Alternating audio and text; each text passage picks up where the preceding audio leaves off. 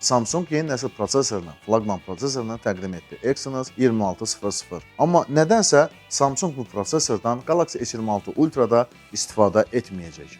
Bu Qualcomm-un Snapdragon 8 Elite Gen 5 və MediaTek-in Dimensity 9500 prosesorundan birbaşa rəqibdir. 2 nanometrlik Exynos 2600 tüm qapalı tranzistorlardan istifadə edən ilk çipdir. 10 CPU nüvəsinə malikdir. 3.8 GHz tezliyində işləyən bir Sibir Ultra super nüvəsi, 3.125 Hz tezliyində işləyən 3 böyük Sibir Pro nüvəsi və 2.175 GHz tezliyində işləyən 6 enerji effektiv Sibir Pro nüvəsi, qrafika şüaların yayılmasını dəstəkləyən, inteqrasiya olunmuş Exynos Neural Super Sampling Upscaling-ə malik və əlavə kadr generasiyasını idarə edə bilən Xclipse 960 GPU tərəfindən idarə olunur. ARM Scalable Matrix Extension 2 təlimat dəstəyini təqdim edib. Soyutma sistemi 16% təkmilləşdirilib. Performans cəhətdən Exynos 2600 əvvəlki nəsil çipdən 39% daha üstündür. İnteqrasiya olunmuş MPO isə 113% daha sürətlidir. Exynos 2600 ilə təchiz ediləcək ilk smartfon Samsung Galaxy S26 və ya Galaxy S26 Plus olacaq. Galaxy S26 Ultra isə yalnız Snapdragon 8 Elite Gen 5 ilə təchiz olunacaq.